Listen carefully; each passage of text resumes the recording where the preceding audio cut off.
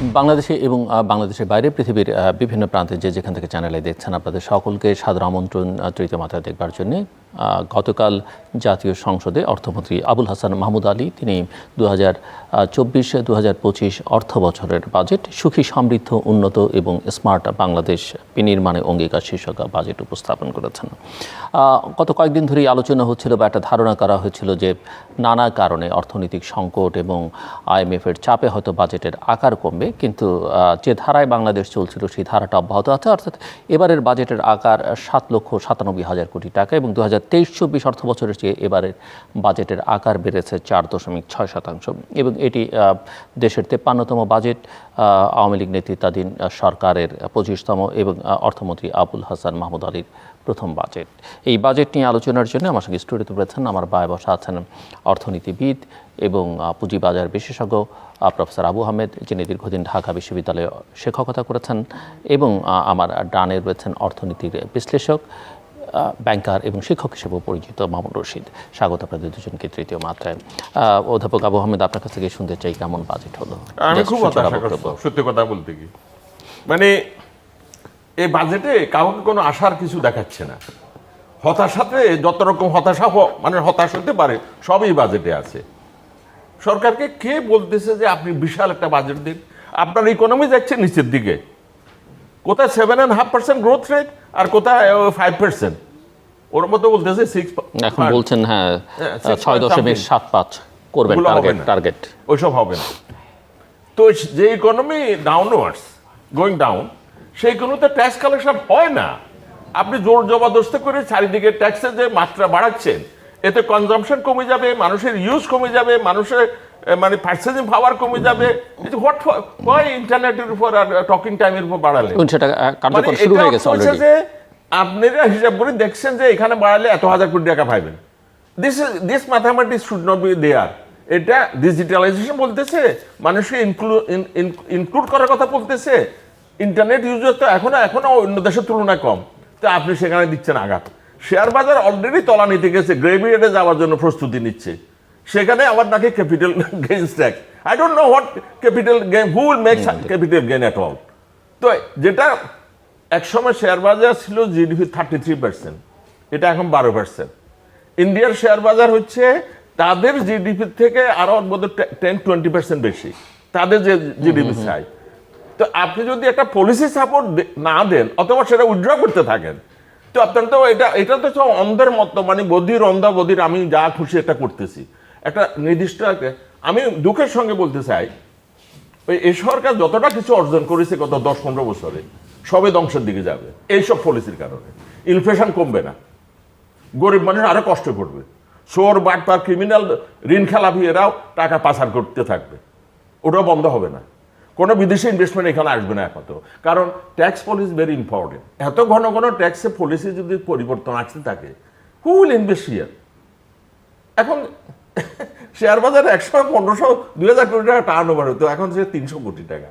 সেটাও আমার মনে হয় না এই বাজেট দেখার পরে সেটা আরো কমে যেতে পারে। খুব হতাশ, সবাই হতাশ যে এখন বড় বাজেট বড় কথা না, আপনি যেখানে যে টাকাগুলো দিচ্ছেন সেটা ইউজ কিভাবে হচ্ছে সেটাও ইম্পর্টেন্ট। আর আচ্ছা, আর এইটাই আমার হরে মামুন বলবে, ইন্টারেস্ট পেমেন্ট এটা জিওমেট্রিক্যাল রেটে বাড়তেছে, নন ম্যাথামেটিক্যাল রেট, জিওমেট্রিক্যাল হারে। এর অর্থটা কি? আগামী বছর আপনি কিভাবে দিবেন? আরেকটা ঋণ করবেন এগুলা দেওয়ার জন্য। যে সমস্ত কান্ট্রি এক জায়গা থেকে ঋণ নিয়ে আরেক জায়গায় দিবেন, এখানে দিবেন।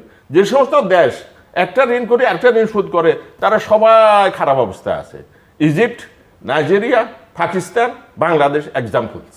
এবং আমরা বাংলাদেশের অবস্থা ভালো ছিল, বাট উই আর মানে এখন তো টাকা শোধ করতে পারছে না, বিদেশিদের টাকা শোধ করতে পারছে না, দেশের ভেতরেও তো প্রচুর ঋণ করতে হচ্ছে, অভ্যন্তরীণ ঋণ। ছিল যে সরকারি ওই কমানো, মানে এক্সপেন্ডিচার গুলো কমানো, যে আমি কম খরচ করব, সেটা তো আমি দেখতেছি না। আপনি ট্যাক্সের এরিয়া বাড়াইতেছেন, রেট বাড়াচ্ছেন, কিন্তু সরকারি যদি এক্সপেন্ডিচার না কমান, তো ইকোনমি সাইজ আমি জানি না ইন টার্মস অফ রিয়েল ওই যে ডলার্স এখন তো 117, সেই হিসাবে মনে হয় আমার ইকোনমি তেমন কোনো কিছু বাড়ছে বলে মনে হয় না। ওইটা ছিল 85-86 টাকায় যখন হিসাব, তখন ছিল এত $450 বিলিয়ন জিডিপি সাইজ। এখন কত হয় হিসাব করে দেখতে পারে? তো এটা দুঃখের বিষয়, মানে আমি কোনো হোপ দেখি না এখানে। এই বাজেট দেওয়ার থেকে না দেওয়া এমনি যদি চলতে থাকতো সেটা বেটার ছিল। মিস্টার মাহমুদ রশিদ। না, ধন্যবাদ। না, একটা আমাদের পাবলিক ফিনান্স ক্লাসে যখন বাজেট পড়ানো হতো, শিক্ষক, উনি আমার শিক্ষক তুল্য, অত্যন্ত মানে শ্রদ্ধাভাজন, ওনার কথা শুনলাম, ভালো লেগেছে যে অনেকদিন পরে ওনার সাথে দেখাও হলো, অধ্যাপক Abu Ahmed. So but reality হচ্ছে যে গভর্নমেন্ট কিংবা দেশের অর্থনৈতিক ব্যবস্থাপনা অনেক সময় আমাদের শিক্ষকরা বিদেশে বিশেষ করে অনেক সময় হাসির সাথে বলতেন যে economic management of a country is a present continuous tense. So আমাদেরকে ম্যানেজ করতে হবে, বাজেট দিতেই হবে। হয়তো আমি স্যারের সাথে কিছুটা একমত যে আরও অনেক পরিকল্পিত হতে পারত, যেটা বারবার অর্থনীতিবিদরা বলছেন যে চ্যালেঞ্জিং টাইমে এই ধরনের কোভিড, ইউক্রেন রাশিয়া যুদ্ধ, তারপরে ওভারঅল যে ডিমান্ড স্লো ডাউন করেছে গ্লোবালি, সেই পার্সপেক্টিভে একটা ডেভেলপিং কান্ট্রি যে নাকি 2026 সালে সে একটা মধ্যমায়ের দেশ হবে, উন্নয়নশীল দেশ হবে, তার জন্য কিছুটা হলেও নিজের পায়ে দাঁড়াতে হবে, এইড কমে যাবে। এই প্রেক্ষিতে প্রাইভেট সেক্টরকে আর একটু নিজের পায়ে দাঁড়ানো শেখাতে হবে, সব ধরনের এই যে কর অব্যাহতি কমাতে হবে, এবং আমি কাদেরকে টাকা দিব কাদেরকে দিব না, কোন খাতে টাকা দিব কোন খাতে দিব না, এগুলা কিন্তু বিরাট পরিধানযোগ্য বিষয় হিসাবে আবির্ভূত হয়েছে। এখন আমি বিরাট পরিকল্পনা নিব, কিন্তু আমি আমার কর জিডিপি রেশিও মানে 8%-এরও বেশি এগুতে পারবো না। দ্বিতীয় হচ্ছে ওই যে 2000 টাকা কর দেওয়া, তো কর নয় দিল, কিন্তু করটা কিভাবে দিবে? একজন ড্রাইভার, একজন রিক্সা চালক, হুয়েভার ইট ইজ, সে কি চিনে কর অফিসটা কোথায়? তাহলে বারবার যে বিষয়গুলো আলোচনা হচ্ছে, কর বিষয়ক যে দুটি বড় প্রজেক্ট হয়েছে, রিফর্মিং ইন্টারনাল রেভিনিউ অ্যাডমিনিস্ট্রেশন, যেটি বিশ্বব্যাংক এবং অন্যদের সহায়তায়, আরেকটি হয়েছে tax administration capacity building and tax payer services. সেখানে অনেক IMF-এর সাবেক কর্মকর্তা, বিশ্বব্যাংকের সাবেক কর্মকর্তা, বিভিন্ন বিকাশমান অর্থনীতির আমাদের মতো অর্থনীতির সাবেক অর্থমন্ত্রীরা, সাবেক গভর্নররা, সাবেক মানে রেভিনিউ বোর্ডের চেয়ারম্যানরা কাজ করেছেন। ওনারা কিন্তু দেখিয়েছেন যে বাংলাদেশে দুটি ইস্যু হচ্ছে কর সাপেক্ষে। আমি সাধারণত করের মধ্যে আটকে থাকবো না, স্যার যেহেতু অনেক বলেছেন, যে বিষয় হচ্ছে যে আমরা একদিকে হচ্ছে কর আদায় করতে পারি না, দ্বিতীয় হচ্ছে যাদের থেকে আদায় করি তাদের উপরে বারবার ফিরে যাই, তৃতীয় হচ্ছে যে আমরা এখানে পরোক্ষ করকে সবাই পছন্দ করে, কারণ এটা করার জন্য কষ্ট করতে হয় না। আরেকটা হচ্ছে কর ফাঁকি রোধ করতেও আমরা, আরেকটা কর ফাঁকি, কর অব্যাহতি, হ্যাঁ, কর ফাঁকি, কর অব্যাহতি, এটা একটা কবওয়েব থিওরির মতো হয়ে গেছে। কিভাবে কি করলে কি হবে, how do I handle my tax burden. তো এটার কারণে আমরা দেখেছি কি যে দেখা যাচ্ছে কি হয়তো আমি এক জায়গাতে কর নিচ্ছি, ওই ব্যক্তিটি হয়তো কর আদায়যোগ্য ব্যক্তি কিংবা খাত কিংবা কোম্পানি, কিন্তু তার কাছ থেকে আর বাকি করটা নিতে পারছি না। তো এই কারণে আস্তে আস্তে প্রত্যক্ষ করে ব্যর্থ হয়ে পরোক্ষ করের দিকে চলে যাচ্ছি। পরোক্ষ কর একদিকে আপনি জানেন বাংলাদেশের এখন অবস্থাটা কি, মাননীয় প্রধানমন্ত্রী যে সবশেষ যে বৈঠক করেছেন, মানে কর, রাজস্ব ব্যবস্থাপনা, অর্থনৈতিক ব্যবস্থাপনার সাথে সম্পৃক্ত সকল কর্তা ব্যক্তিদেরকে নিয়ে, শুধুমাত্র মাননীয় অর্থমন্ত্রী ভার্চুয়ালি জয়েন করেছিলেন, তখন ওনার কোভিড হয়েছিল। তো তখন কিন্তু উনি অনেকগুলো কথা বলেছেন।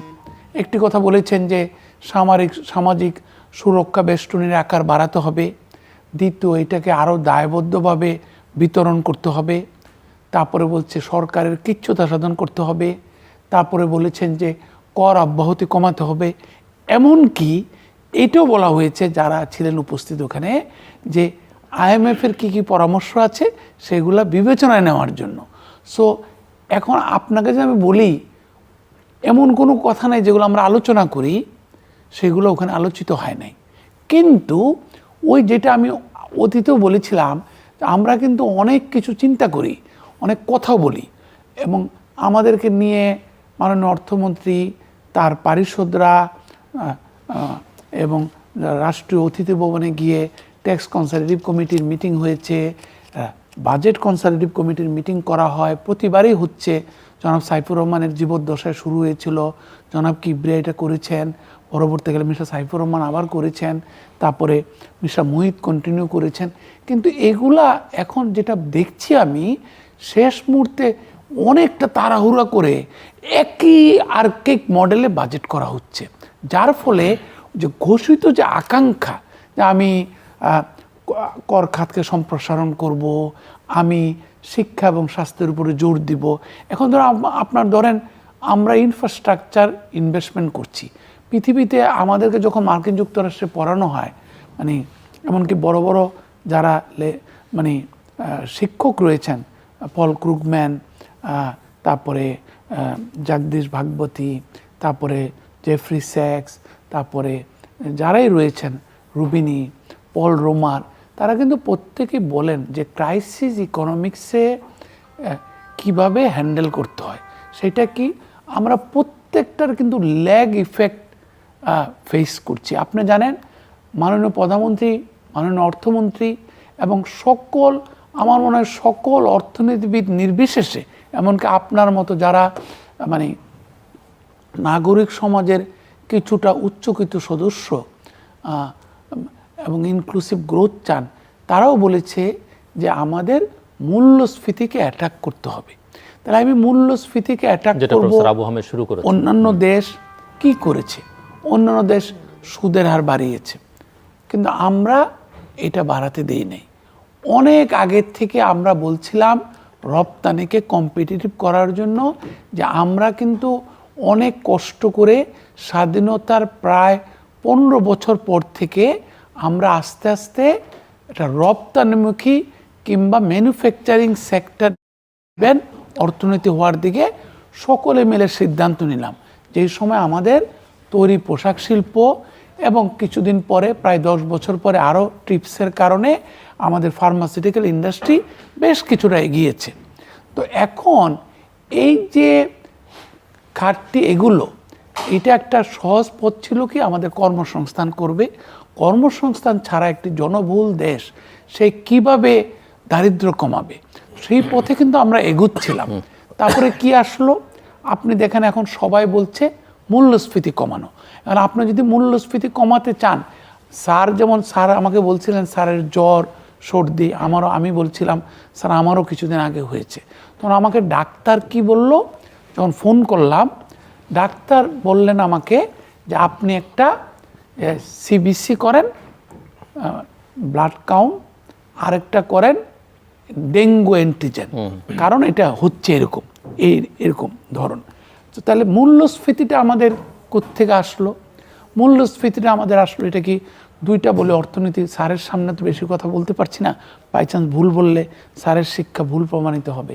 সো তখন কস্ট পুশ আর ডিমান্ড পুশ। তো আমাদের এখানে মূল্যস্ফীতি কিন্তু ডিমান্ড পুশ না, কস্ট পুশ। কারণ কি, ডলারের মূল্য বৃদ্ধি, জ্বালানি তেলের মূল্য বৃদ্ধি, পণ্যের মূল্য বৃদ্ধি, কিছুটা বাংলাদেশের শর্ট যে সমস্ত পণ্য আছে, আর কিছুটা হচ্ছে আন্তর্জাতিক পণ্য বাজারের পণ্যের মূল্য বৃদ্ধি, আর বাজার ব্যবস্থাপনায় দুর্বলতার জন্য। এখন আপনি যদি এইটা না বুঝেন যে কস্ট পুশ মূল্যস্ফীতিকে আমি কিভাবে অ্যাটাক করব, তাহলে তো আপনার অস্ত্রগুলো বেরোবে না। তো আমার অস্ত্র, যেখানে আমার ফরেন এক্সচেঞ্জ রিজার্ভ কমে যাচ্ছে, যেখানে আমার জ্বালানি তেলের কন্টিনিউয়াস মূল্য বৃদ্ধি হচ্ছে, আবার আমি ম্যানুফ্যাকচারিং সেক্টরকে থ্রাইভ করতে চাই, কারণ আমরা অনেক দিন পরে সিদ্ধান্ত নিচ্ছি একটা রপ্তানিমুখী কিংবা উৎপাদনশীল খাতের, মানে বর্ধনশীল উৎপাদনশীল খাত, শিল্প কলকারখানার বিকাশের মাধ্যমে কর্মসংস্থান সৃষ্টি করব এবং দারিদ্র্যকে বিমোচন করব। তাহলে এটার সাথে জ্বালানি তেলের মূল্য বৃদ্ধি, রাজস্ব আয়, সরকারের যে ব্যয় নির্ভর করবে। আমাদের স্যার বলেছেন যে আমাদের এত টাকা লাগবে কেন। আবার এটাও সত্য কথা যে আমাদের সরকারের আকার যেভাবে বাড়ছে, সরকারের ব্যয় যেভাবে বাড়ছে, আমাদের যাই আমরা এই বাজেট করি না কেন তার প্রায় 43 থেকে 50% চলে যাচ্ছে শুধুমাত্র সরকারের পরিচালনগত ব্যয় নির্বাহের জন্য। এবং সেই ক্ষেত্রে কিন্তু আমরা ঝেড়ে কাশতে পারছি না। সেই ক্ষেত্রে কিন্তু আমরা সরকারকে কীভাবে অপটিমাইজ করব, অপটিমাম ক্যাপাসিটি মডেলিং করব। এই কারণে মনে হচ্ছে বাজেটের কোনো অ্যাকশানেই স্যারের সাথে আমি কিছুটা হলো একমত যে যাদেরকে আকাঙ্ক্ষা করে করা হচ্ছে তারা এটার বেনিফিট পাচ্ছে না। প্রশ্নটা হচ্ছে কাকে আকাঙ্ক্ষা করে করা হচ্ছে এবং এখানে আমার দ্বিমত আছে। মোস্ট অফ দ্য ইকোনমিস্ট তারা ওই ট্যাক্স জিডিপি রেশিও বাড়াতে চায়, বাট এটার পক্ষে যথেষ্ট ভালো যুক্তি নেই। অন্য দেশে বেশি আছে। আপনি খরচ করতেছেন, জলে ফালাচ্ছেন, আর আপনি বলতেছেন ট্যাক্স বাড়াইতে থাকুন, ট্যাক্স জিডিপি রেশিও খরচটা দেখেন, কোয়ালিটি খরচ হচ্ছে কিনা, তাহলে সরকারের বিশাল আকার ধারণ করে তাদেরকে যে সুযোগ সুবিধা দেওয়া হয় ওই জন্য ট্যাক্স বসানো হচ্ছে। এগুলা this is not a good argument, এই যে ট্যাক্স জিডিপি রেশিও। আর একটা কথা বলতে চাই, এটা যে সমস্ত দেশ এই IMF এর বইতে যেগুলো লেখা আছে ওই ফ্রেমওয়ার্কের মধ্যে তারা চলে গেছে, ওই কিছু ঋণ নিতে যাইয়া কেউ ভালো করে নাই। তারা ঋণের মধ্যে পড়ে গেছে, ঋণের মধ্যে ডুবে যাচ্ছে। মেনি এক্সাম্পলস ল্যাটিন আমেরিকাতে আছে, আফ্রিকাতে আছে, আমাদের নেইবারহুডে আছে। সুতরাং ওই যতদিন আমরা ভালো করেছিলাম ততদিন কিন্তু IMF এর এই সমস্ত কিন্তু এখন তো বাংলাদেশ তো শুধু IMF এর দিকে তাকিয়ে নি, আর অনেক দিকে তাকাচ্ছে। না না, IMF কত আবারও লোন দিবে, আমাদের অবস্থা আরো খারাপ হবে, তো তখন আবারও লোন দিবে, কারণ তারা আলটিমেটলি লোন বিক্রেতা, দে আর ক্রেডিট সেলার। তাদের চাকরি বাকরি থাকবে যদি তারা ক্রেডিট সেল না করতে পারে। তো Bangladesh will B a client, কারণ বাংলাদেশের তো অবস্থা কাহিলের দিকে যাচ্ছে। সুতরাং বাংলাদেশ উইল বি ক্লায়েন্ট, এবং আমরা যে সোনালী স্বপ্ন দেখেছিলাম এতদিন সেগুলো ওই অনেক পিছনে চলে যাবে। আর একটা কথা বলতে চাই, বাংলাদেশের সোনালী মানে ইকোনমির সোনালী দিনগুলো বোধহয় আমরা পিছনে ফেলে আসছি। সামনের দিনগুলো খুবই গ্রিম হবে, খুবই গ্রিম। কারো হাতে জাদু 117 টাকাতে করেছে, ফরেন এক্সচেঞ্জ রিজার্ভ বাড়ছে, ওটা 140 টাকা করলেও বাড়বে না, কারণ সোর্সেসগুলো তো দেখতে হবে। ওইখান থেকে কেন টাকা আসবে? যারা পাঠানো তারা 110 টাকাও বাড়াচ্ছে, এক্সপোর্ট মে মাসে কমছে। তো তাহলে সুতরাং you are going down and down. এবং পরে বলবো যে তুমি আবার টাকা দাও, ওরা বলবো যে ঠিক আছে আবারও দিলাম, দে ডু ইট। কারণ বাংলাদেশ এখনো একটু গুড ক্লায়েন্টের ভূমিকাতে আছে, কিন্তু ওই যে পাকিস্তানের অবস্থা হয়ে গেলে আর দিবে না, তখন তারা বলবে যে না এটা তো দিতেই পারবে না ফেরত। অলরেডি $5 বিলিয়ন বাকি আছে, ওই যে payment, deferred payment, 5 billion fuel এবং ইয়াতে ইলেকট্রিসিটি খাতে। আবার এই যে মাল্টিনেশনাল কোম্পানিগুলো তারা ডিভিডেন্ড পে আউট কমাই দিছে, কারণ তারা টাকা পয়সা নিতে পারে না। তো যে ইকোনমিতে বিনিয়োগ করে টাকা পয়সা রিপাট্রিয়েট করা যায় না, কেন বাইরের লোকরা সেখানে বিনিয়োগ করবে? এই ধরনের বাজেট আমার তো মনে হয় কোনো ওইসব কিছু সাপোর্ট দিচ্ছে। এটা দিয়ে মূল্যস্ফীতিও কমানো যাবে না, শুধু জনগণের উপর বেশি ট্যাক্স, তাদের কনজাম্পশন পাওয়ার কমে যাবে, পার্চেজিং পাওয়ার কমে যাবে, বিনিয়োগ কমে যাবে ইকোনমিতে। ইউ সি কম্পেয়ার ইট, এই বছরের যে বিনিয়োগ গত 3-4-5 বছর আগে বিনিয়োগের সাথে ড্রাস্টিক্যালি এটা কমে গেছে, ফল করেছে। তো হবে, হতে বাধ্য, কারণ দেশ ইকোনমিতে যেটা পলিসি সাপোর্ট যেটা ছিল একসময় ছিল, ওই যে এখানে সেখানে ইনসেন্টিভ এই সেক্টরকে আমাদের গার্মেন্টসও ছিল, শেয়ার বাজারে ছিল, সব এখন উইথড্র করে নেওয়া হয়েছে। তো তাহলে আমি একটা কথা বলি, আমি একটু যোগ করি, মাননীয় প্রধানমন্ত্রী কিছুদিন আগে শেয়ার বাজারের ইস্যুগুলো নিয়ে আলাপ করেছে। উনি এটা বলে 3টা কথা বলেছে, যে দেশের মাল্টিনেশনাল কোম্পানি এবং ভালো কোম্পানিগুলোর লিস্টিংয়ে আসা। আমি বিনিয়োগের সাথে অর্থমন্ত্রীর কাছে প্রশ্ন রাখতে চাই, কি কারণে তারা এখানে লিস্টিংয়ে আসবে? তারা আসে নাই, এখন কোনো কারণ আছে না? অর্ডার দিয়ে আনতে পারবে, একটা ইনসেন্টিভ ছিল, সেটা আপনি উইথড্র করে নিচ্ছেন। আর একটা কথা প্রধানমন্ত্রী বলেছেন যে সরকারি এন্টারপ্রাইজেসগুলোকে শেয়ার বাজারে নেওয়া। আরে এটা তো 10 বছর আগে করা উচিত ছিল। যারা প্রধানমন্ত্রীর উপদেষ্টা, আমি জানি না ওরা what the advice they give to the prime minister. এখন তো মূল্যই পাবে না শেয়ার বাজার, এখন তো কেনার অবস্থায় নেই। আর ওই সমস্ত এন্টারপ্রাইজেসগুলো শুধু খারাপ হয়েছে, they are not making any profit. Biman Bangladesh কই ফার্স্ট ক্লাস আর এক্সিকিউটিভ ক্লাসের মতো ট্যাক্স মধ্যে বাড়ানো হয়নি, ওয়াই? এয়ার ইন্ডিয়া বিক্রি করে দিছে, আর আপনি বিমান বাংলাদেশের জন্য জনগণের পাবলিক টাকা খরচ করি একমাত্র বোয়িং, বোয়িং না, এয়ারবাস, 4টা এয়ারবাস এবং কোনো নিয়ম কানুন না মেনে সরকারি এন্টারপ্রাইজেসগুলো বসে গেছে অলরেডি, আরও বসে যাবে। একটা পর্যায়ে যেটা আমি এখানে বলে যেতেছি, সামনে সামনে যেটা হবে, দেউলিয়া যখন রাষ্ট্র হয়ে যায় ইকোনমি, তখন তারা অ্যাসেট বিক্রি করতে শুরু করে। আফ্রিকা বিক্রি করতেছে মিনারেল রিসোর্সেস, পাকিস্তান তার পোর্ট বিক্রি করতেছে, ওই বাংলাদেশও সাধারণত এয়ারপোর্ট এটাকে কথার কথা আর কি, এটাকে কোম্পানি করি, মেজরিটি শেয়ার অফলোড করি, ওই জাপানি যত ওদের কাছে বিক্রি করতে হবে। কারণ আপনি তো বাড়িতে কিছু কিনতে পারবেন না, you don't have the dollars, you can print the local money as much amount as you like, but you cannot print the dollars, US dollars. Where from you will get the dollars to pay this? এই যে even ওই যে Russia থেকে যেটা নিছে সেটা তো শুরুই হয় নাই। আদানির ওই যে ইয়েটা যে terms and condition, but very serious condition, terms and condition আমাদের বিরুদ্ধে সব, সেটা সুদ তৈশ শুদ্ধ দিতে হবে in dollars, not US, not Indian rupee, not in Bangladesh টাকা, ইন US ডলার্স। তো এগুলা কি? সুতরাং আমি কোনো হোপ দেখতেছি না। At the end of the tunnel আমি শুধু ডার্কনেস দেখতেছি। এবং বাংলাদেশ যতটা অর্জন করেছে সবই বোধহয় এই সরকারই আবার এটা শেষ করে দিবে। মানে যে সরকার ক্রেডিট নেয়, সবসময় ক্রেডিট নেয় না, এতগুলো প্রজেক্ট করেছি, এতগুলো প্রজেক্ট। আচ্ছা, আপনি প্রজেক্ট করেন ঠিক আছে, আমরা তো এটার পক্ষে আমরা খুশি, এক্সপ্রেস ওয়ে বা যে পাওয়ার প্ল্যান্ট ইত্যাদি, কিন্তু দেখতে হবে আমার সামনে পেমেন্ট ক্যাপাসিটিটা আছে কিনা, কারণ এগুলো ফরেন এক্সচেঞ্জে নেওয়া হচ্ছে। আরে লোকাল ঋণ করলে তো you can print the money and create the inflation, দেখ সবারই শাস্তি দিলেন, কারণ ইনফ্লেশন ক্রিয়েট করা মানে এভরিওয়ান উইল বি সাফারার।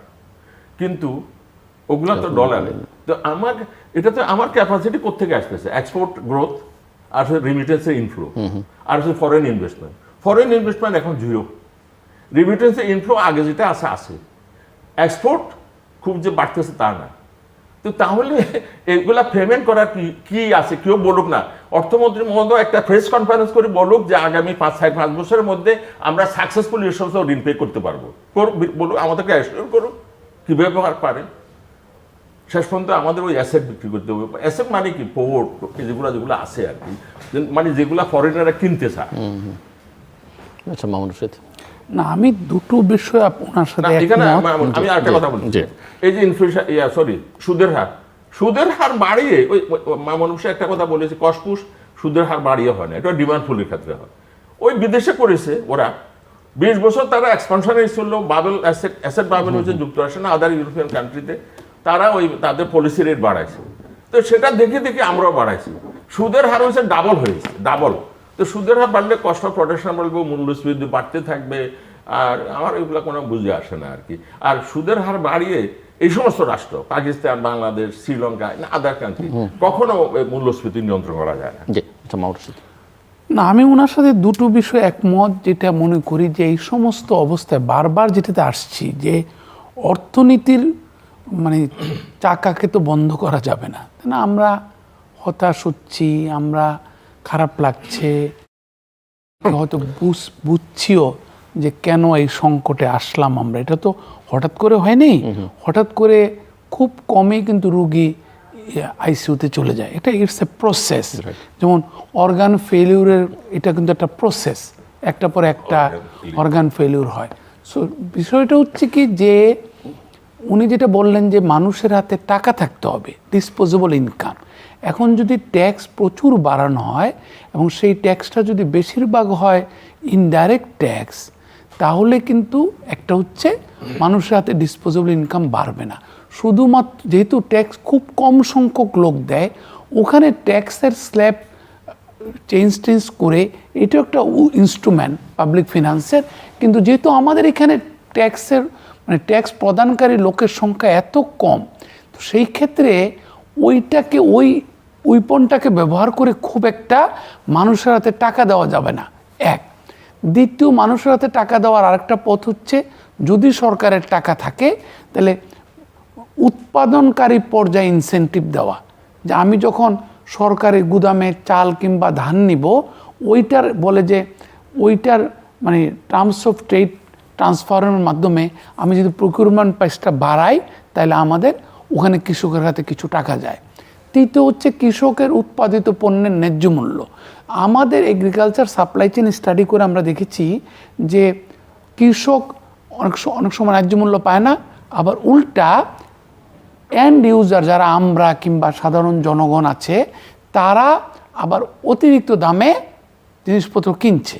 তো ভ্যালু চেইনের ইনএফিসিয়েন্সি এবং মানে রেন্ট সিকিং ইকোনমিক ম্যানেজমেন্টের জন্য প্রচুর মাঝখানে মধ্যস্বত্বভোগীর কারণে মানে যারা উপকার পাওয়ার কথা তাদের কেউ উপকার পায় না।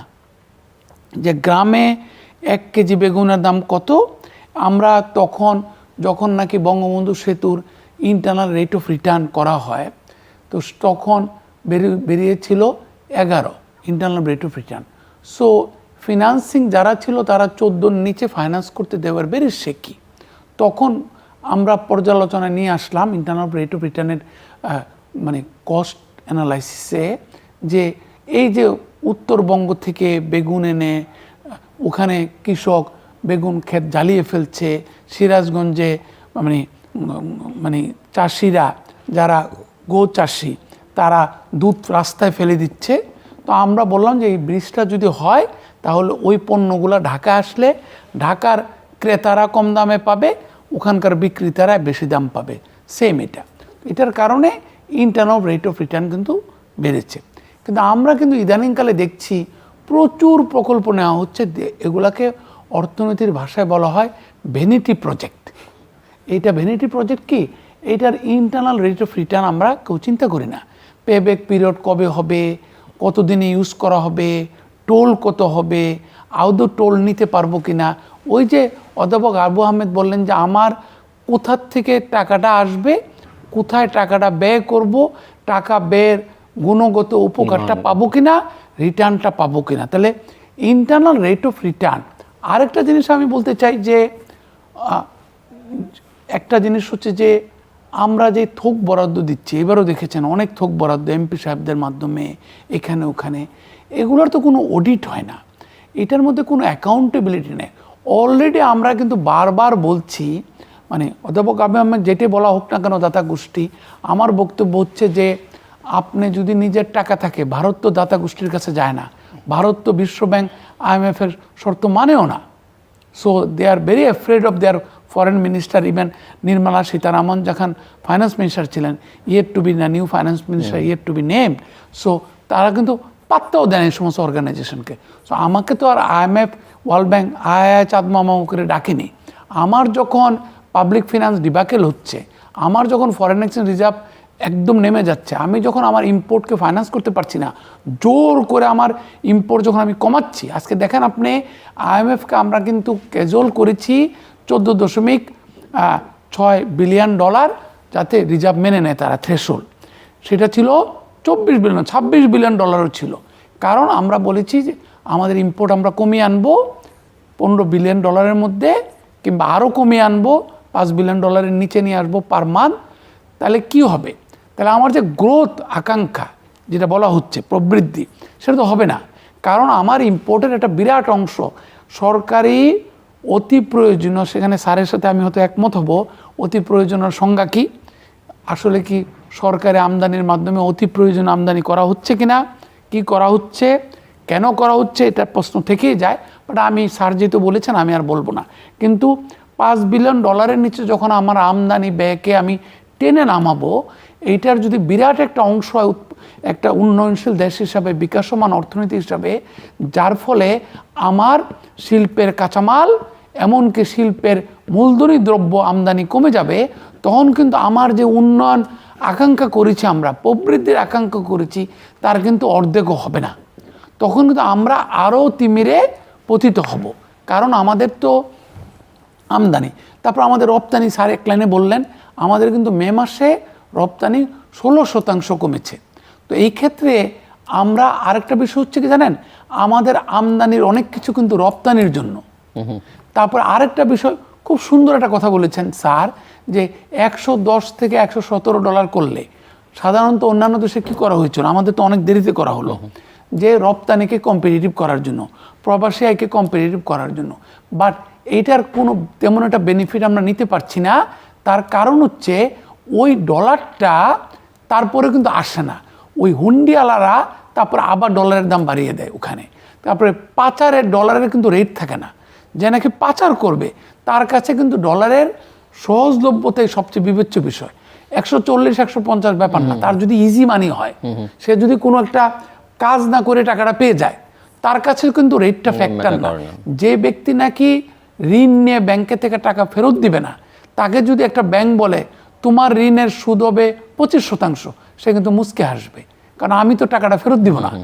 আর যে নাকি ভালো উদ্যোক্তা, যেটা স্যার বলতে চেয়েছেন, তার কাছে কিন্তু 10% ঋণ, মানে ঋণের সুদ দিয়ে সুন্দরভাবে চালিয়ে শ্রমিক অসন্তোষ না করে রপ্তানি পণ্যের সঠিক গুণাগুণ বজায় রেখে পণ্য রপ্তানি করে পণ্য রপ্তানিকৃত অর্থ দেশে এনে তারপরে পুরা ব্যবসাটা চালানো দিন দিন কঠিন হয়ে যাচ্ছে। যে কোনো রিপোর্টে বেরোচ্ছে যে ব্যবসার পরিবেশ ক্ষতিগ্রস্ত হচ্ছে। তারপরে জ্বালানি, আপনি দেখেছেন কিনা এর আগের বার যখন জ্বালানি তেলের মূল্য বাড়ানো হলো, বিজিএমএ নিজেরা সবাই গিয়ে মাননীয় বাণিজ্য মন্ত্রীকে বলেছে, মাননীয় শিল্পমন্ত্রীকে বলেছে, জ্বালানি প্রতিমন্ত্রীকে বলেছে যে আপনারা প্রয়োজনে আমাদের এই যে জ্বালানি মূল্য আরো একটু বাড়িয়ে দেন, কিন্তু কন্টিনিউয়াসলি অ্যাভেলেবল করেন। আর লাস্ট কথা আমি বলবো স্যারের সাথে সুর মিলিয়ে, আমার এখন সবচেয়ে ইম্পর্টেন্ট কি, foreign currency availability. Foreign currency available করার জন্য যত ধরনের উদ্যোগ নিতে হবে। আমি একদিকে মানে কিছুটা স্যারের কিছুটা বাইরে গিয়ে বলবো, বেশ কিছুটা উদ্যোগ গৃহীত হয়েছে। আমরা আশা করব এই উদ্যোগগুলো যাতে খুব মিশনারি ঝিল নিয়ে ধাবিত করা হয়, যাতে করে সত্যিকার অর্থে আমার এফএক্স লিকুইডিটি বাড়ে, আমি যাতে আমার মানে পেমেন্ট লায়াবিলিটি সেটেল করতে পারি, আমি যাতে আমার এক্সপোর্টের জন্য ইম্পোর্ট করতে পারি, আমি যাতে বিনিয়োগকারীদেরকে আহ্বান করতে পারি, তারা যাতে ইজিলি তাদের ডিভিডেন্ড, তাদের প্রফিট রিপেট্রিয়েট করতে পারে।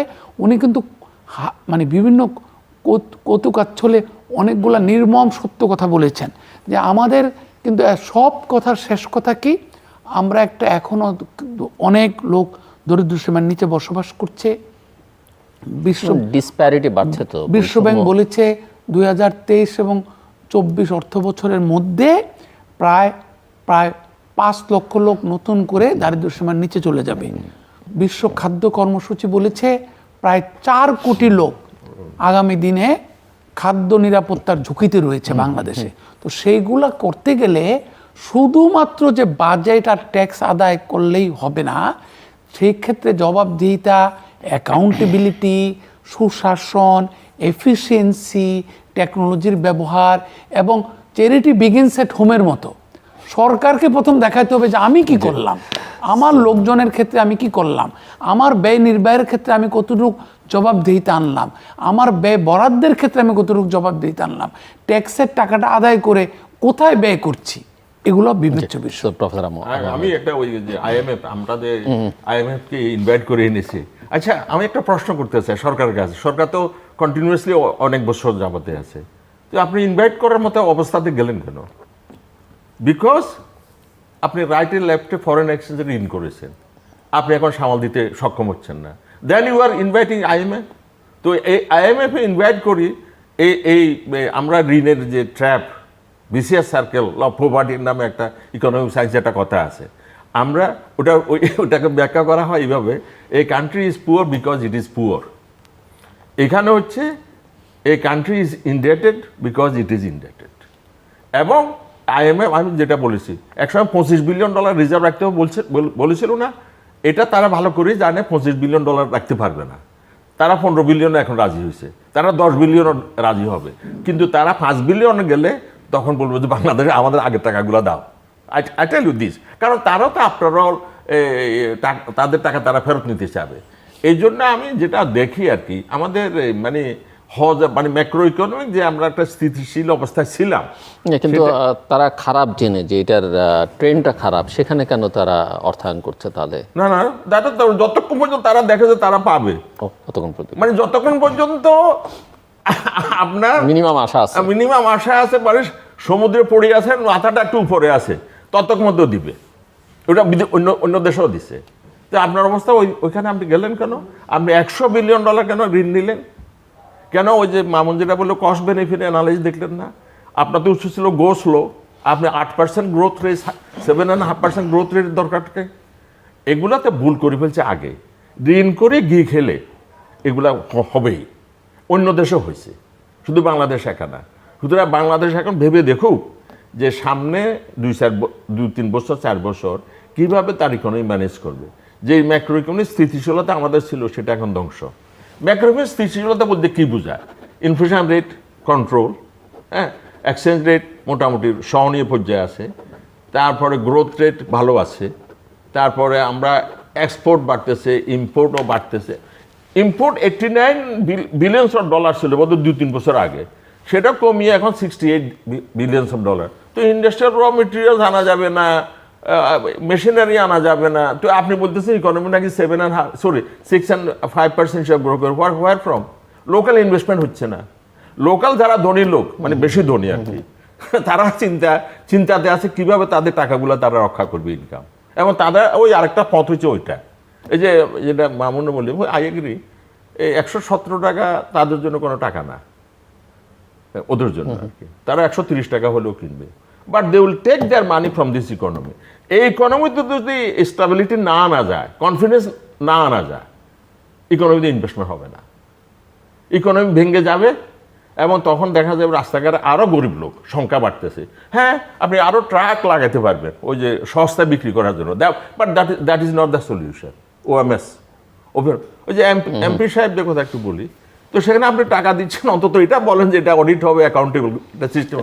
আর যারা দেশ চালাচ্ছে তারা অ্যাকাউন্টেবল হতে যদি না চায়, সাহেবদের টাকা দিচ্ছে, এবার আবার প্রথমবারের মতো তাদের গাড়ির উপরে শুল্ক বসিয়ে দেওয়া হচ্ছে 25%। আমি অর্থমন্ত্রী মহোদয়কে সাধুবাদ জানাই, কিন্তু আমি এখানে আরেকটা প্রশ্ন তুলতে চাই।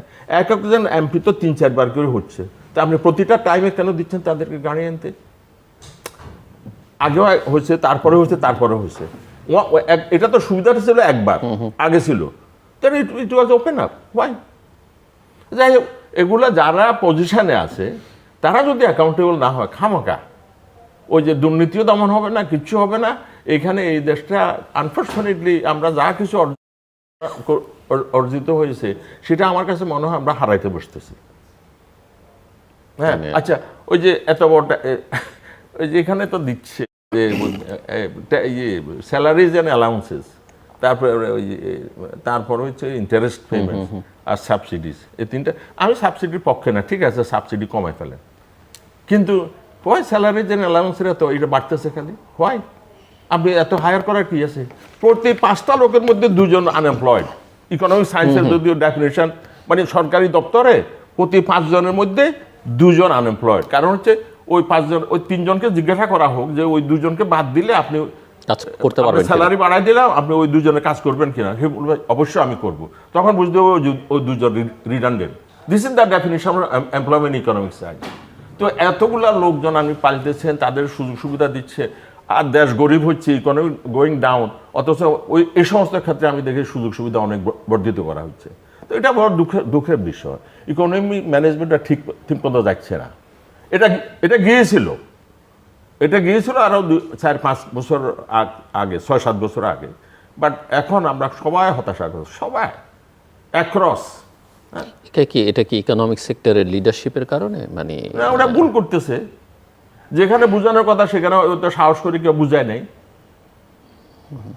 আর এগুলো তো ওইখানে বলা উচিত ছিল যে আপনি এতগুলো প্রকল্প একসাথে দিবেন না, এত এই যে সাপ্লায়ার্স ক্রেডিট, চায়নারা কি মাফ করে দিবে? ইন্ডিয়ারা খুব চালাক, ওরা জানে যে বাংলাদেশে অসুবিধা হবে, ওরা কিছু দেওয়াই বন্ধ করে দিছে। তো বলুক না, আর IMF কি মাফ করে দিবে? ওয়ার্ল্ড ব্যাংক কি মাফ করে দিবে? জাপান মাফ কিছুটা করলেও করতে পারে। হ্যাঁ, এটা সো মিস্টার মামুন রশিদ, তাহলে সামনের চ্যালেঞ্জ যেটা প্রফেসর আবু আহমেদ বলছেন যে ইকোনমিক ম্যানেজমেন্টই বড় চ্যালেঞ্জ, কিন্তু অবশ্যই, কারণ আমার তো স্যার তো সাধারণ হাস্যাস্পদভাবে অনেকগুলো কথা বলেছেন যে ঋণ করে একই সঙ্গে হাসি এবং অন্যদিকে ক্রোধও আছে, ঋণ করে ঘি খাওয়া, তারপরে আলটিমেটলি কারা পাবে? তো এইটা কিন্তু একটা বিরাট পলিটিক্যাল রেজুলেশনও নিতে হবে যে আলটিমেটলি গ্রোথের কিংবা আয়ের কিংবা ব্যয়ের বেনিফিশিয়ারি গ্রুপটা কারা হবে। আপনি জানেন আমাদের নিউ ক্লাসিক্যাল তত্ত্বগুলা সেন্টার পেরিফেরি থিওরি, অনেক দিন পরে স্যারকে পেয়ে আবার বলছি যে ইরমা এডেলম্যান, সামির আমিন, আপনাদের পলিটিক্যাল সায়েন্সও পড়ানো হয়েছে, সিনথিয়া টাফট মরিস, যে এই যে শুধু ঢাকা কেন্দ্রিক উন্নয়ন এবং সেবাল্টান স্টাডিজের মতো সাধারণ লোকের কোথায় কোনো বিবেচনায় নিলাম না, এগুলো কিন্তু আমরা অনেক দিন যাবৎ, এটা যে মানে আমি ওনার সাথে একমত, দিনে দিনে তবু বাড়িয়েছে দেনা। অনেক দিন যাবৎ কিন্তু বলা হচ্ছিল যে যখন নাকি আমাদের উন্নতিটা পরিলক্ষিত হচ্ছিল, বিশ্ব বিনিয়োগ সমাজ যখন বাংলাদেশকে একটা সম্ভাব্য স্পট হিসাবে গ্রহণ করে ফেলেছিল, this was a very good achievement এই সরকারের সময়, স্যার জানে। সো তখন কিন্তু আমাদের উচিত ছিল যে আমরা কোন খাতে বিনিয়োগ চাই, কোন খাতে চাই না, কোন খাত কার জন্য রিজার্ভ করব, কিভাবে সাকসেস ট্রান্সফার করব, কিভাবে ধরেন বেস্ট প্র্যাকটিস ট্রান্সফার করব, এগুলার ক্ষেত্রে উন্নত করা অবস্থাগুলা, সেইগুলা কিন্তু আমরা হেলায় হারিয়েছি। দ্বিতীয় কথা হচ্ছে যে আমাদের যে foreign exchange reserve 48 billion dollar থেকে ধরেন 20 হোক, 24 হোক, 18 হোক নেমে এসছে। এটা কেন নেমে আসলো? কেন আমরা যে 10 বছর যাবৎ ডলারের রেটটাকে ধরে রাখলাম, কেন ধরে রাখলাম? আমরা যে 6-9 মধ্যে ইন্টারেস্টটাকে ধরে রাখলাম, এর বেনিফিটটা কারা পেয়েছে? আমাদের 62% হচ্ছে এসএমই, পুরা ম্যানুফ্যাকচারিং সেক্টরের মধ্যে, ব্যবসার সেক্টরের মধ্যে। ওরা কি পেয়েছে? ওদের জন্য কিন্তু ঋণ আমরা সহজলভ্য করতে পারি নাই। আপনি দেখেন মাইক্রো ক্রেডিট, ওদের বিরুদ্ধে প্রচুর অভিযোগ, তাদের জনক তো কী অবস্থায় আছে আমরা জানি, সো কিংবা অন্যতম জনক। সেই ক্ষেত্রে তারপরে মাইক্রো ক্রেডিটের কিন্তু আমরা সর্বশেষ যখন মাইক্রো ক্রেডিট রিসিভেবল সিকিউরিটাইজেশন করলাম, এই পৃথিবীতে প্রথম, বাংলাদেশে তো অবশ্যই ব্রেকের জন্য, তখন কিন্তু আমরা দেখেছি মাইক্রো ক্রেডিট রিপেমেন্ট হচ্ছে, ফেরত আসছে 97%। So this was also not acceptable. আরও বেশি আশা করেছিলাম ওরা মডেলের কারণে। তো তারা কিন্তু টাকা পাচ্ছে না, টাকাটা কার কাছে যাচ্ছে? তো আলটিমেটলি কিন্তু ওই রাজনৈতিক এবং সামাজিক বন্দোবস্তটা ঠিক না করে আপনি কিন্তু অর্থনৈতিক বন্দোবস্ত ঠিক করতে পারবেন না। আমাদের হয়তো সীমাবদ্ধতা আছে, এখানে আমরা আলোচনাগুলো করতে পারছি না। এই কারণে আমরা বারবার ফেরত আসছি macro fundamental, inflation, foreign exchange reserve, capital machinery import, employment, এগুলা। কিন্তু কেন এমপ্লয়মেন্ট হয় না? কেন আজকে যে বললাম এত লোক সরকারি চাকরির পিছনে ঘুরছে? কারণ তারা জানে স্কুলে বাচ্চাটাকে ভর্তি করতে পারবে না সরকারের কাছাকাছি না গেলে, এমপি সাহেবের সই না থাকলে। একটা ছোট্ট স্কুলের পিয়নের চাকরি দেওয়া যায় না, দিতে গেলে মোটা অঙ্কের টাকা লাগে। তো এই অবস্থায় ওই বন্দোবস্তগুলো ঠিক না করে আপনি যে হঠাৎ করে বলেন আমি ঋণ করব, কিংবা আমার জিডিপি গ্রোথ হবে, কিংবা আমার হবে, এটা তো ইনক্লুসিভ গ্রোথ হলো না। এইটার জন্য কিন্তু 1971 সালে, আমি আবারও বলছি, মুক্তিযোদ্ধাদের লিখিত বইগুলা পড়ুন, ওয়ার কমান্ডারদের বইগুলা পড়ুন, এবং যে সমস্ত রাজনীতিবিদরা মুক্তিযুদ্ধের পটভূমি ক্রিয়েট করেছে তাদের বক্তৃতাগুলো শুনুন, তাদের লেখাগুলো পড়ুন, ইনক্লুডিং বঙ্গবন্ধু শেখ মুজিবুর রহমান, অফকোর্স, যে মিস্টার তাজউদ্দিন আহমেদ, যার ছবি এখানে দেখা গেল একটু আগে। তারা কিন্তু প্রত্যেকে বলেছে যে 22 পরিবার নয়, পশ্চিম পাকিস্তান নয়, আমরা চাই জাতীয় সম্পদ বাড়ুক, এবং এই বাড়ার পরে ভাগ বাটোয়ারাটা অ্যাকসেপ্টেবল লেভেলে হোক। সেইগুলা কিন্তু হয় নাই।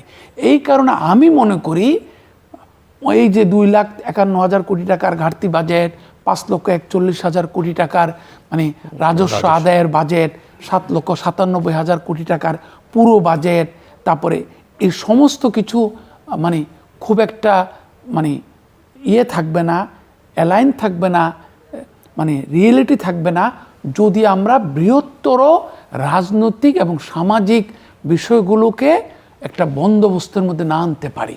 তাহলে আবারও দেখা যাবে সরকার আকার বড় হচ্ছে, কিংবা রাজনীতিবিদরা যেটা কন্ট্রোল করার কথা সাধারণ জনগণকে রিপ্রেজেন্ট করে বলে, তাদের হাতে ডিসিশন মেকিং নেই। Someone else is deciding on the political decision making process or influencing the major political decision making process। সেই ক্ষেত্রে তো আমরা জাতিকে ডিভাইড করে ফেলছি। একটা লোক যে নাকি চোখে মুখে অন্ধকার দেখছে, যে আমি নুন আনতে পান্তা ফুরায়, তার কাছে তো কিছু থাকবে না আসলে। সে যখন তারপরে তার যদি অন্যান্য প্রসেসগুলো, সিলেক্টিং দ্য লিডার প্রসেস যদি ঠিক না হয়, তার মধ্যে তো গুমড়ে গুমড়ে কাঁদবে সে। তো এইগুলা ঠিক না করে আমি মনে করি, আমি ওনার সাথে সম্পূর্ণ একমত, যেটা শুধু অর্থনৈতিক নেতৃত্বের বিষয় নয়, সামগ্রিকভাবে মানে দুর্বৃত্তায়নের ফলে, রাজনীতির দুর্বৃত্তায়নের ফলে যে দুষ্ট পুঁজির বিকাশ হয়েছে, দুষ্ট পুঁজি চলে গেছে দুষ্ট হাতের কাছে, দুর্বৃত্ত লোকেরাই রাষ্ট্রকে মনে করছে তাদের রাষ্ট্র, আর সাধারণ ভালো লোক, স্কুল শিক্ষক, কৃষক, শ্রমিক, তারা রাষ্ট্র থেকে বিচ্ছিন্ন হয়ে যাচ্ছে, যেটাকে বলে এলিনিয়েশন। অ্যাগেন সেন্ট্রাল পেরিফেরি থিওরির কথা বললাম। তো ওগুলো যদি বৃহত্তর সমঝোতায় না আনা যায়, তাহলে আমরা ওই অ্যাডক বেসিসে বাজেট করব। সরকারি কর্মকর্তারা বেচারারা কি করবে? তারা একটা এই আয় কি, ব্যয় কি, কোথায় ট্যাক্স বসাতে পারবো, ভুল করে ট্যাক্স বসাবে, ভুল করে আবার ব্যয় করবে, ভ্যানিটি প্রজেক্ট করবে, ইন্টারনাল রেট অফ রিটার্ন চিন্তা করতে পারবে না, করতে দেওয়া হবে না, বলা হবে লাস্টের দিকে এসে। বাংলাদেশ বোধ হয় মানে ওয়ান এক্সাম্পল, যেখানে ব্যবসাকে দলীয়করণ করা হয়েছে। বড় ব্যবসা সরকারের সঙ্গে ভালো সম্পর্ক না থাকলে সে একজন ভালো ব্যবসায়ী ব্যবসা করতে পারে না। তো যেখানে ব্যবসা দলীয়করণ, সেই দেশে ভালো ব্যবসায়ী হবে নাকি? হতে পারে না। অনেকগুলো ব্যাংকে পারমিশন দিছে, এর মধ্যে 50% ব্যাংকের কোনো ইনকাম নাই এখন। ওই সাইনবোর্ড একটা লটকায় রাখছে, তারা অমুক ব্যাংক, কিছু লোক যদি একটু সুদ বেশি পায় ওখানে টাকা পয়সা হতে রাখতেছে, কিন্তু তাদের কোনো ইনকাম নেই। Best of the best of Bangladesh bank, এবার বাংলাদেশি ব্যাংক, কমার্শিয়াল ব্যাংকের মধ্যে সবচেয়ে ভালোগুলা 700 কোটি টাকা তাদের নেট প্রফিট। আর স্ট্যান্ডার্ড অ্যান্ড চার্টার্ড 14টা ব্রাঞ্চ নিয়ে 3000 কোটি টাকা তাদের প্রফিট, নেট প্রফিট। বিমা কোম্পানি 60%, মানে লোকজন বিমা কোম্পানিতে উপরে যাচ্ছে, নিচে যাচ্ছে, কিছু জন্য ভাই বলে যে আমি টাকা দিয়েছি, টাকা পাচ্ছি না, মানে ওই যে অনার করে না, মানে সবখানে একটা মানে ধোঁকাবাজি, প্রতারণার একটা সাইনবোর্ড লাগিয়ে আছে। এটা বিমা কোম্পানির ক্ষেত্রে, এটা ব্যাংকিং সেক্টরও আছে। তো আর ওই কোঅপারেটিভ এগুলো তো আসছে, আগ থেকে আসে, ওই যে মাল্টি লেভেল, সেটা তো আছে। ব্যাংকিং আমরা কখনো এটা দেখি নাই। এই যে জনতা ব্যাংক, জনতা ব্যাংকে ক্লাসিফাইড লোন যেটা, সেটা ওই প্রাইভেট মধ্যম শ্রেণীর, এটা প্রাইভেট কমার্শিয়াল ব্যাংকের সমান, মানে ডিপোজিটের সমান। এখন পাবলিক মানি খরচ করে আবার জনতা ব্যাংকে রিক্যাপিটালাইজেশন করা, কিংবা রূপালী ব্যাংকে, কিংবা এটা ঠিক না। এগুলো কতদিন এভাবে চলতে থাকবে? এখন কেউ লিখে দিছে, আমাদের অর্থমন্ত্রী মহোদয় এটা পেশ করে দিয়েছেন। এগুলো নিয়ে চিন্তা করা উচিত ছিল আরও উপর থেকে। যেটা মামুন বললো যে আমি ওই যে একটা সিস্টেমে আমরা যাওয়া উচিত ছিল, দায়বদ্ধতা, মানে সামাজিক একটা ইয়ে, তো সেটা তো আমাদের হয় নাই, আমাদের কপালে নাই, আমরা বড় দুর্ভাগা জাতি। এই জন্য ওই কিছু লোকের সুবিধা, গরিব হতে থাকবে, আর কিছু লোক ওই যে লুট করবে, এবং এটা ফার্টাইল গ্রাউন্ড। সমাধান কি? মামুন রশিদ তো কিছুটা রাজনৈতিক গুড ইলেকশন, আমি খোলাখুলি বললাম, অ্যাকসেপ্টেবল ইলেকশন, যেখানে সবাই পার্টিসিপেট, সবাই উৎসাহ। কেন কলকাতাতে হয় না ইলেকশন? মানে গোটা ভারতেই হয়েছে ওই আর কি। আমরা তো ইলেকশন করতে পারি না, আমাদের লোকেরা ভোট কখন দিয়েছে এটা ভুলিয়ে গেছে। That's the only solution. আচ্ছা, যাই হোক, সেদিকে যাওয়া উচিত ছিল আর কি। কারণ পলিটিক্যালি একটা কমিটমেন্ট না থাকলে, অ্যাকাউন্টেবিলিটি না থাকলে, ইকোনমিতেও অ্যাকাউন্টেবিলিটি থাকে না আলটিমেটলি, তাই তো দেখা যাচ্ছে।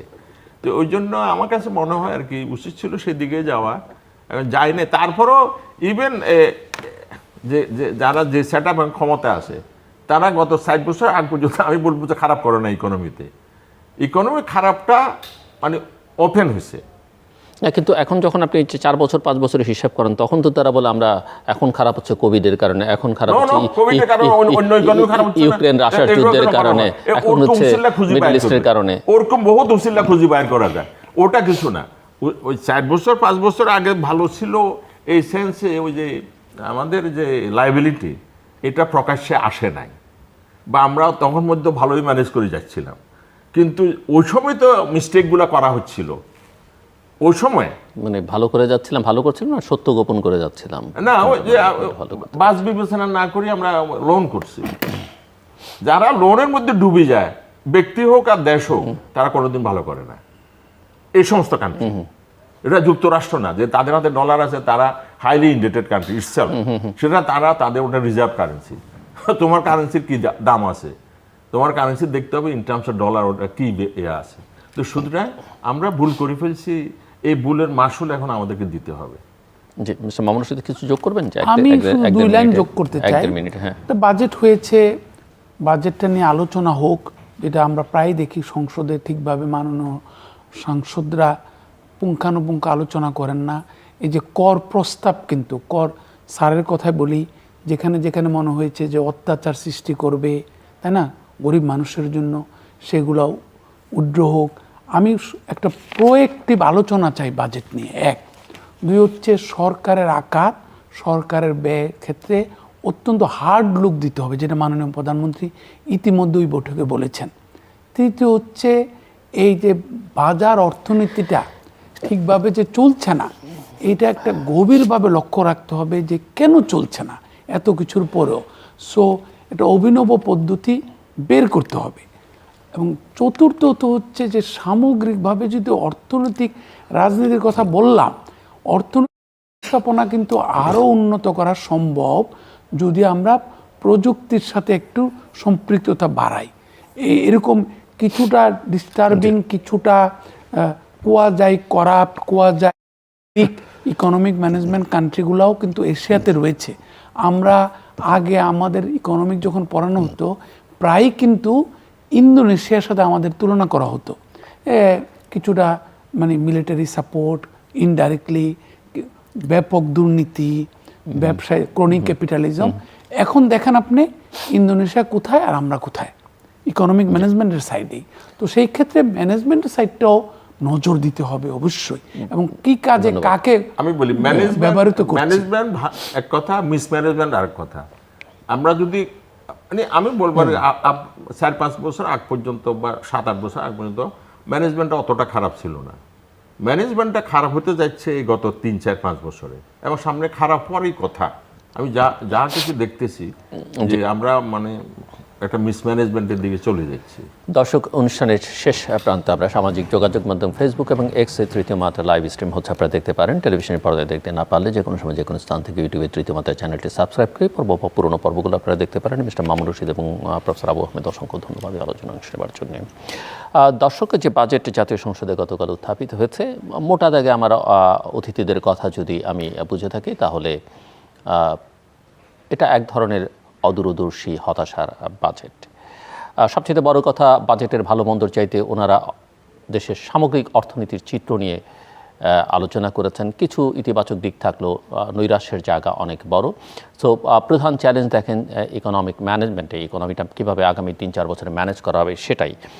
দুজনেই ঘুরে ফিরে একটা কথা বলেছেন, যেটা অনেক অর্থনীতিবিদ এবং রাষ্ট্রবিজ্ঞানী বলে থাকেন, যে অর্থনৈতিক উন্নয়নটা নিশ্চিত করা যায় না যদি পলিটিক্যাল ডেভেলপমেন্টটা ঠিক মতো না হয়, এবং রাজনীতিতে সংকট থাকলে অর্থনীতির সংকটটাও ঘনীভূত হয়, সেটা যেভাবেই চেষ্টা করা হোক না কেন। এবং সে কারণেই পলিটিক্যাল কমিটমেন্টের কথা ওনারা বলেছেন, এবং দেশে জনগণের প্রতিনিধিরা ভুল করুক শুদ্ধ করুক, তারাই যেন রাষ্ট্র পরিচালনায় থাকেন সেটার উপরে জোর দিয়েছে। এবং তার জন্য প্রক্রিয়া হচ্ছে একটা অবাধ, সুষ্ঠু, গ্রহণযোগ্য নির্বাচন। যে সেটা যতক্ষণ পর্যন্ত নিশ্চিত না করা যাবে, ততক্ষণ পর্যন্ত এই সংকট আরও গভীর থেকে গভীরতর হতে থাকবে। আমাদের সঙ্গে থাকবার জন্য অসংখ্য ধন্যবাদ। আপনাদের সবার জন্য শুভকামনা।